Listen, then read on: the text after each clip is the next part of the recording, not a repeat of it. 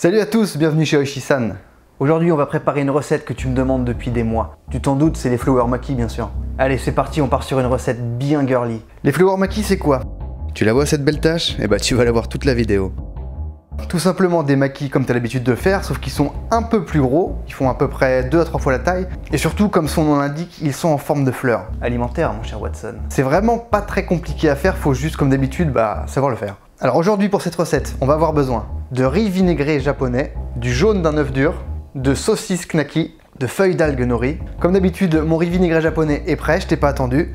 Donc passons tout de suite à cette recette ultra girly. C'est super misogyne ce que je viens de dire, c'est pas parce que c'est des fleurs que c'est forcément girly. Dans cette recette et comme souvent dans mes vidéos, je t'ai ramené un objet du futur. Un kit pour faire les flower maki. Comme d'habitude, j'ai ramené ça de chez Sakura Bento. Merci les gars, ça fait plaisir. Si tu veux le même, sakurabento.com ou tout simplement tu passes au magasin sur Marseille. Pour commencer, on va extraire le jaune de notre œuf dur, c'est ce qui va donner la couleur jaune à notre riz et aux pétales de notre fleur. Faut vraiment que je te montre comment j'écale un œuf.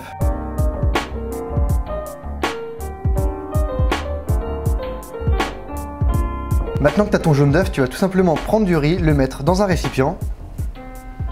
Tu vas y incorporer ton jaune d'œuf que tu vas mélanger pour que ton riz prenne une couleur jaune.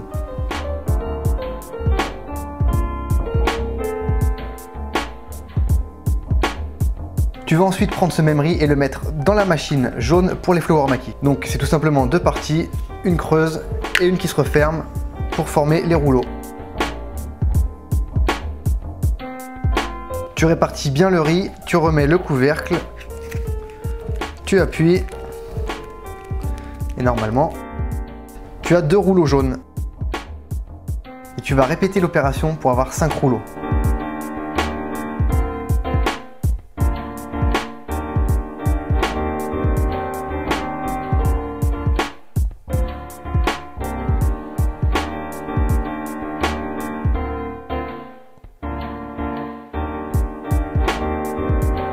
Donc une fois que tu as fait tes 5 rouleaux, maintenant il va falloir les enrouler dans une feuille d'algue nori. Donc normalement si tu coupes ta feuille d'algue nori en deux, tu peux faire un rouleau de chaque côté. Tu prends ta feuille d'algue, tu la poses sur ta planche, la face brillante vers la planche. Tu prends ton rouleau que tu vas déposer au bout de ton algue nori et tu vas tout simplement le rouler pour faire un tour complet, que ton riz soit entièrement recouvert d'algues. Tu appuies bien pour que l'algue colle partout et tu découpes l'excédent de la feuille avec un ciseau. Voilà. Tu obtiens un rouleau de riz dans une feuille d'algue nori. Bien sûr, il faut répéter l'opération pour les 4 autres restants.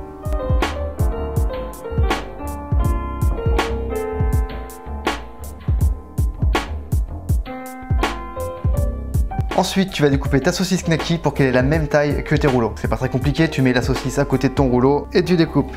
Le reste, tu peux le manger.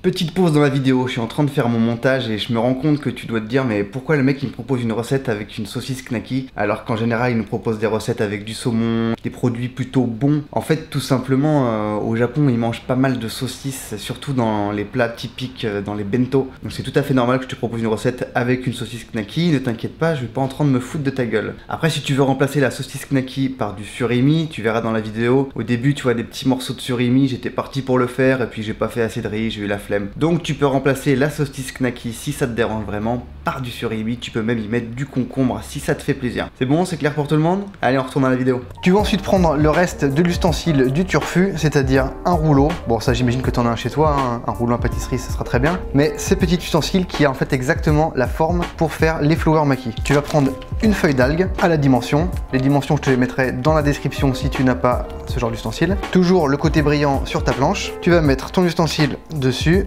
Voilà, bien centré. Tu vas y mettre du riz blanc que tu vas étaler.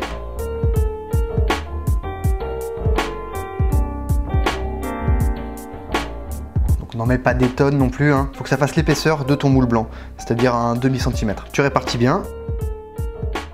Et avec ton rouleau, tu vas venir aplanir l'ensemble.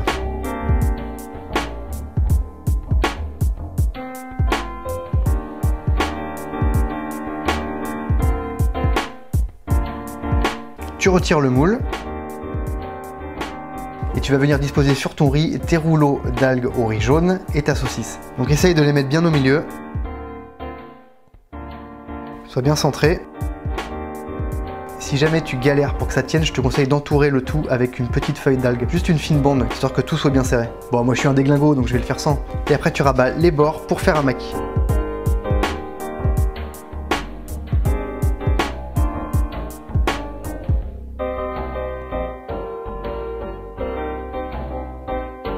Donc maintenant tu as un gros boudin.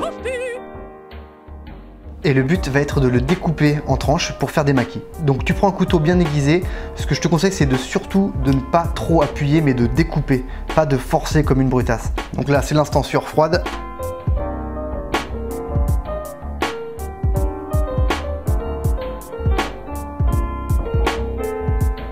On prend ton temps, hein, n'hésite pas.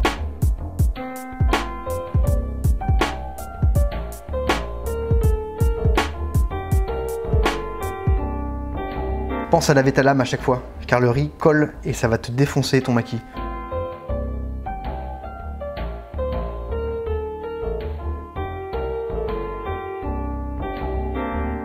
En accompagnement de mes flower maquis, je vais mettre de la sauce soja, classique, petite coupelle.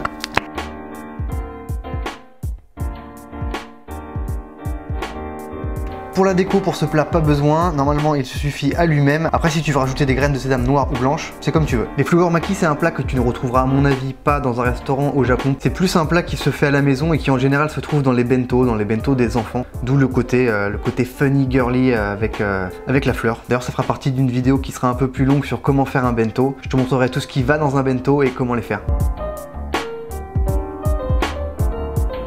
Voilà, la recette est finie, donc tu vois, c'était vraiment pas très compliqué. Au début, tu vas un petit peu galérer sur le premier et le deuxième rouleau à faire des bonnes coupes, à bien le serrer. Tu verras, tu prendras vite le coup. Comme d'habitude, pour la liste des ingrédients, je te mettrai tout sous la vidéo dans la description. Moi, je vais passer à la dégustation et pour m'accompagner, j'ai un petit saké que mon ami Lié m'a envoyé direct du Japon, donc je pense que je vais me la régaler. D'ailleurs, je vais le goûter direct.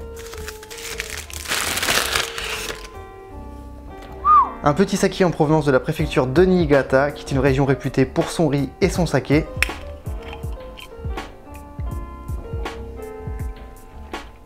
Waouh, je t'inviterais bien à le boire avec moi, mais non. Merci Lié. Comme d'habitude, n'hésite pas à t'inscrire à ma chaîne YouTube et à me suivre sur les différents réseaux sociaux Facebook, Instagram et Twitter. Merci d'avoir regardé la vidéo et à bientôt pour une prochaine recette. Ciao!